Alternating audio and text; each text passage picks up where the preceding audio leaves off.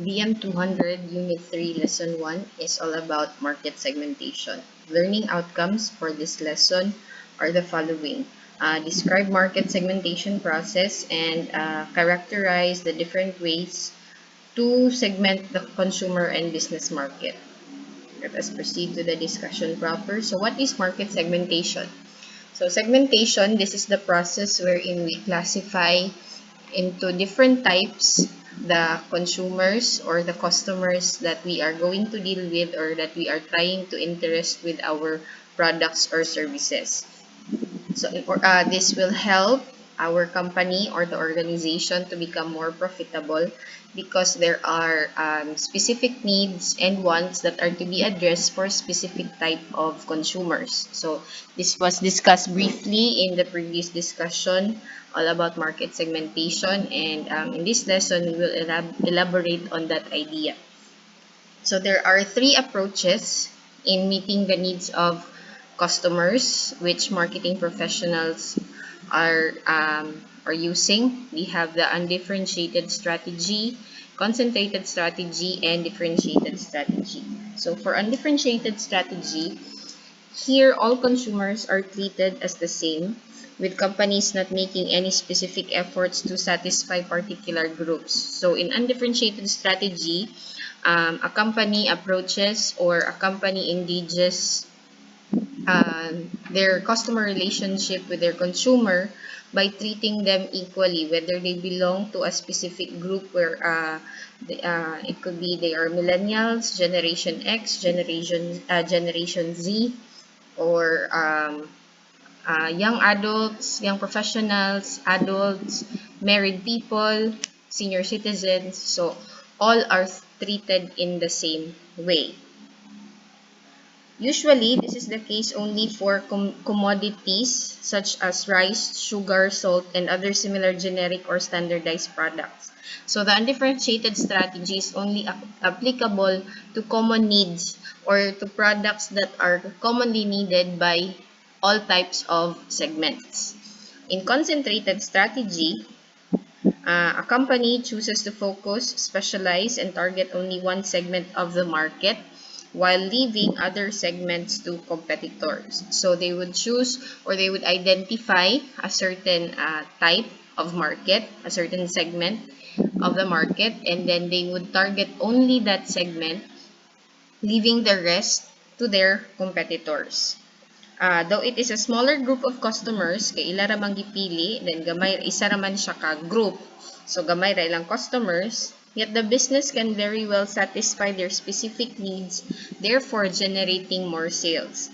Kaya nakafocus man sila na nga one group, so they get to know better the customers, mas mahibaw-an nila unsay needs, unsay wants nga gikinahanglan, and then they can address it immediately, therefore generating more income and profit for the business. Cebu Pacific Airlines is an example which focuses on price-sensitive consumers who will give up meals and assigned seating for low prices. So in another case, we also have beauty parlors who prefer to serve affluent female customers, those who are very rich only or maka-afford sa ilang service, by offering expensive haircuts and treatment. So naigi-specify yun a specific group of customers or specific types of customers sa concentrated strategy.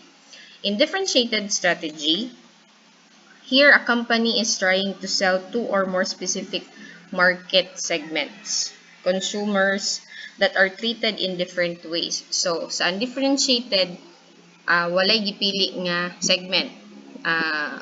All types, all segments are being treated equally, served equally. Sa concentrated, only one.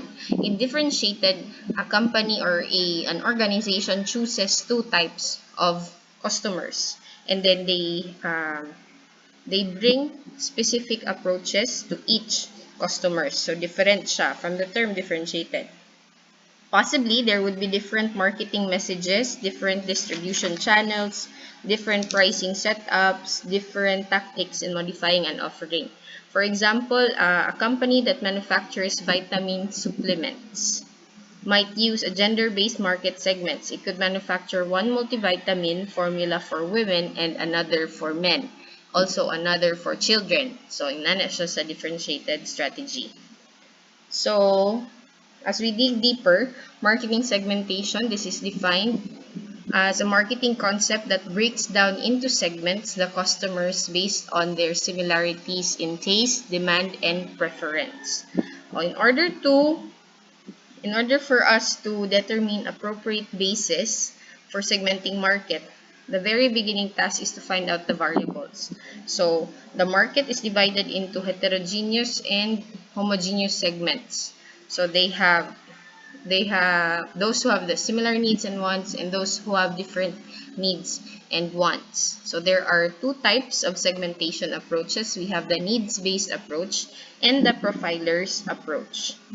Under needs-based approach, market is segregated into different segments according to similar nature of needs. Customer needs are main tools of dividing the market. Market research is also used to uncover the needs of consumers in a market. So they are segregated, they are grouped into different types or different segments. Those who have constant need for new technological advancements in gadgets, those who have constant needs in new books and literature bakaron, or those who have constant needs for travel, transportation for travel, for accommodation, they are grouped into that sa needs-based approach. Nagdepende sa kung unsa ilahang kinahanglan. In profilers approach, this is descriptive in nature and measurable in terms of customer characteristics such as location, aha nagpuyo, aha accessible ang customer, nationality, Filipino, American, Chinese, Korean, age, between the age brackets of 26 to 30, 30 to 35, 60 to 65, income also is an example. Are they minimum wage earners? Do they earn above average or below average? So that you can profile them, you can set different prices for their specific incomes. So the following characteristics can be used to update a segmentation exercise. Generally, geographic, demographic, psychographic, and behavioral variables are used under profiler segmentation basis, which will be discussed as we move on. So, before we discuss psychographic, demographic, and behavioral, we have here the criteria for successful segmentation. So, in order for you to successfully segment or group your consumers or different customers, so segmentation must be measurable. So, kinahanglan masukod siya. It has to have a specific size. Market segments are typically measured in terms of sales value or volume or simply the number of customers within the segment. So, dapat na siya specific nga number.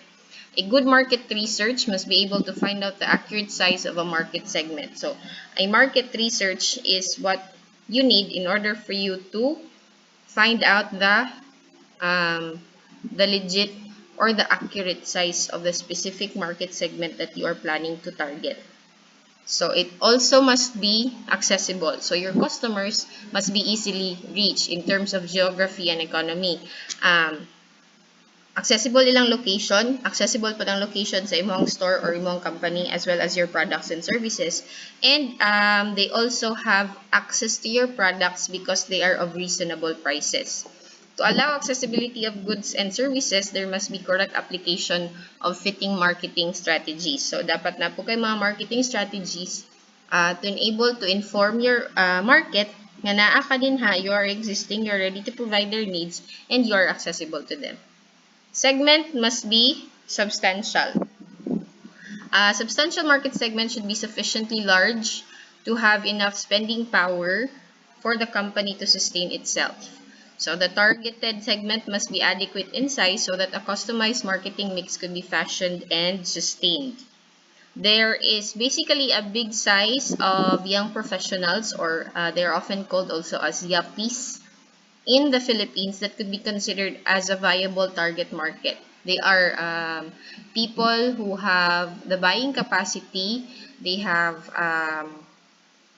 jobs, they have salaries, and they have no one who depends on them. So they are a good segment to attract when you are creating products kay na sila'y buying power. So you also have to think of your segments that they should be substantial, or they have the buying power to avail your products or services. Segment must be actionable or responsive. So this means the segment should have characteristics that provide supporting data for a marketing position or sales strategy. You have to make sure that your segment will give a response to your marketing strategies. Okay? All your efforts will be put to waste if natod kay product, but then they are not interested with your product. Segment must be differentiable. This simply means that all customers within the segment have similar preferences and characteristics. So, ideally, a market segment must be internally homogeneous, meaning pareha sila tanan og preference, needs, and wants. Differences between market segments should be visibly distinct. This is for the purpose of avoiding overlap in the implementation of campaigns and application of products and marketing tools to them. So, kinahanglan naragyapon slight difference because dili man tanan parehag behavior, parehag attitudes. It's just that they have common needs and wants. So let us now proceed to consumer market segmentation. Here we are going to learn on how to classify, how to assign different types, or how to segment the consumer market or our customers. So consumer market, this pertains to our buyers, to the buyers of products, goods, and services for their consumption rather than resale. So muna siya si consumer market. So there are several ways to segment the market in order to reach the most ideal consumers for certain products or services. So we have here demographic segmentation, psychographic segmentation, behavioral segmentation, and geographic segmentation. So muna siya to ang i-discuss as we move on with this lesson. So for demographic segmentation, this refers to demographic variables. These demographic variables entail but are certainly not limited to grouping consumers. So ato silang i-group according to their gender, their age, their ethnic background, income, occupation, education, household size, religion, generation, marital status, nationality, and even social class. So these are only some examples of demographic characteristics of consumer market. So pwede nato na sila himuon as basis for our segmentation. Are we going to try to target women only? Walay labot ang men when we are creating products like products that are exclusive for women, lingerie, like Victoria's Secret, or perfumes for women. So, unana na to sila pag segment. It could be that you are planning to open an ice cream shop. So, you are going to target children. So, ang lang age, that would be 1 to 10 years old ba karon or 12 years old. So, ana siya. Or you're planning to put up a restaurant. So you want to study the ethnic background of the people in your specific location to know better what food they prefer so that you can improve your menus. Unana sa demographic segmentation. For psychographic characteristics, so in segmenting with the use of psychographics, consumer can also be psychographic in nature. So psychographic variables cover lifestyle, personality, interest, activities, opinions, values, and attitudes. So this is more psychological. Although psychographic variables alone do not always accurately forecast consumers' behavior because they are weak in foreseeing what consumers will purchase. This approach or the following characteristics are less tangible than both geographic and demographic customer segmentation. So, in in identifying psychographic characteristics of your market segments, VALS is used, or values and lifestyle. This is a tool for evaluating psychographic variables. So naa siya, it includes 3 primary motivations, which are ideals, achievement, and self-expression. So according to VALS, there are 8 consumer types. Naatay innovators. They are the ones that exhibit all 3 motivations in varying degrees. So they have ideals, they have achievements, and they have self-expression, kaning sa innovators. They are confident enough to experiment on new products. They make the highest number of financial transactions. Di sila mahadlok mo gasto. They have international exposure. They are future-oriented. They are visionaries. They look to the future. They are self-directed consumers. They are sure on what they want to buy and what they need to buy. They are most receptive to new ideas and technologies, meaning they like to learn new knowledge about new products, and they are not afraid to experiment. Mana sila sa innovators. Thinkers have higher resources and an ideal motivation. They have a tendency toward analysis paralysis. Plan, research, and consider before they act. So they plan on what they want to buy. They research on that product before they act on buying that product. They are financially established, meaning they have the buying capacity, but they think a lot before they buy or they invest on a specific product or service. So we also have the next type, consumer type. According to VALS, we have believers. They have low resources and an ideal motivation. So they believe in basic rights and wrongs to lead a good life. They want friendly communities. They like to watch TV and read romance novels. They are not looking forward to changing society, and they look forward to advertisements as legitimate source of information. These types of consumers are often classified as loyal customers. Then we also have achievers. They have high resources and an achievement motivation. So achievement ilang motivation. So achievers. Kaya achievers man sila. They have the attitude of me first, my family first. That they also believe that money is the source of authority. If you have money, you have power. They are committed to their families and their jobs. They follow schedules. They are goal oriented, hardworking. They are professionals, and they like to keep their lives private.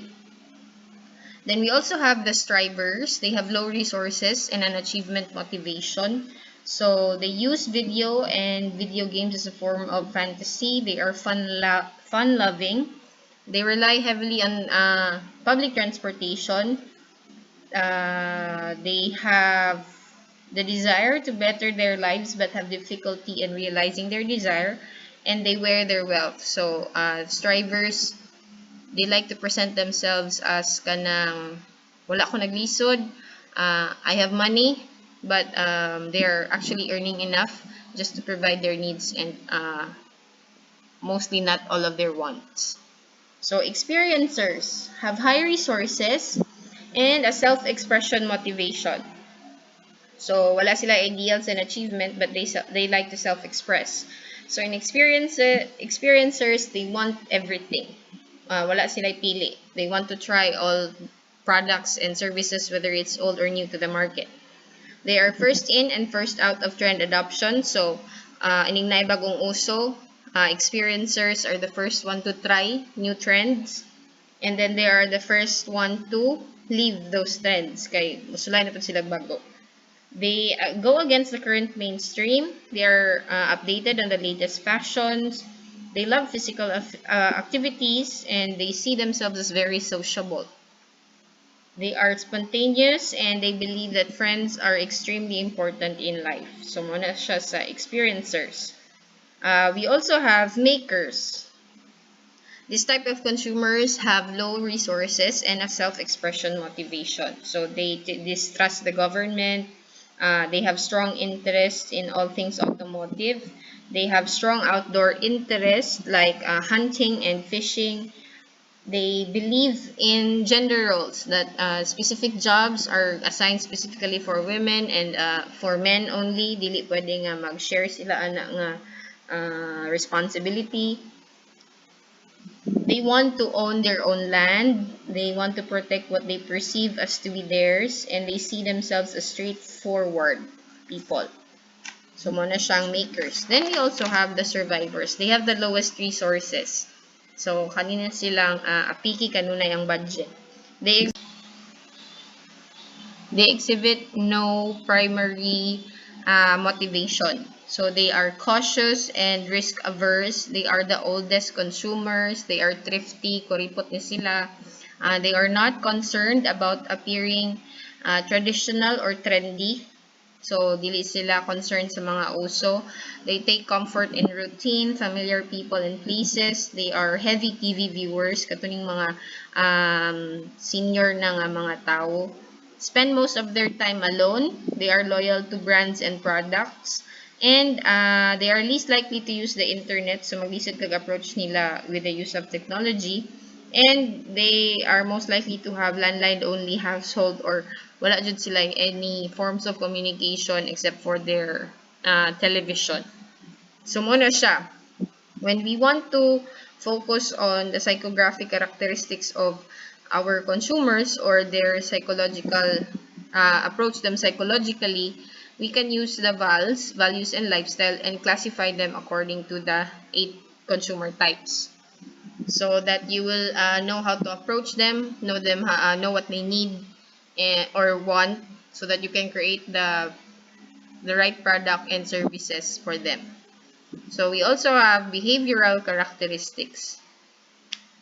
So for behavioral characteristics, this is how the consumer market behaves. So it consists of product usage rates, brand loyalty, user status, or how long they have been a customer, and even benefits that they seek from the product. So behavioral segmentation allows marketers to be more relevant and create messages that will echo soundly with their preferred target market. So, muna siya ang behavioral characteristics. We have usage rate, product benefits, brand loyalty, occasions, users, and user status. So, sugod ta sa usage rate. So, this is when we categorize customers based on how often they use the product. So, they are further classified into heavy users, mid-level users, and light users. For heavy users, these are the most reliable customers who provide a company with a volume of consumer-generated revenue. Katuni silang kanunay mo gamit or mo palit sa imong ng a specific product or mo avail ng a specific service. So a company relies on them for revenue, but they also greatly rely on the company for the services it provides. For example, travelers of Cebu Pacific with continued patronage for their frequent flyers. So, services typically awards these individuals with free upgrades and other discounts fairly often. Kanang mga suki na. So, na sila yung mga ma-avail nga points. They have they have discounts, ma-offeran sila discounts sa company because they are frequent users of their services or their product. We also have mid-level users. These are customers who can be depended on to generate purchases at regular but not frequent intervals. So, mid-level users make purchases during times that are momentous to them, like birthdays, anniversaries, promotions, mga yun ang mid-level users. Then we also have light users. These are likely being one-off customers, except if the company makes an offer they cannot turn down.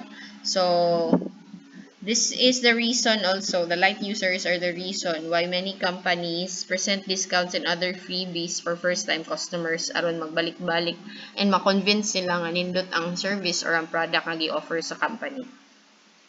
Then we also have product benefits. So, in product benefits, it divides the market It divides the market based on the major benefits people look for in the product class, like the kinds of people who look for each benefit and the major brands that deliver each benefit. The market can be segmented based on quality, performance, customer service, special features, or other benefits. So, sa product benefits, mag-focus si customer sa butang tao, well-known ba nga brand, nindot og product reviews, nindot og quality, performance, and kanang good customer service. Brand loyalty, so based on the concept of total loyalty marketing or TLM by Amy Schuller and Gerard Futch. There are 5 levels of customer loyalty. So natay the first level, which is applicant, then first-time buyer, then frequent buyer, promoter, and then finally loyal customers. So sa applicant, he comes interested in the products of the enterprise. So meaning, mo pa'y pag-discover niya and he or she presents interest to buy that specific product. And then we also have the first-time buyer. Pilmiro pa siya ning palit ana. And then the frequent buyer, kato nang nanganad na siya, he likes the service and the product, so magsige na siya og satisfied siya nga customer. So he buys them or he avails them repeatedly. Then we have the promoter. So nasatisfy na siya, he becomes loyal. So he shares his experience with other consumers.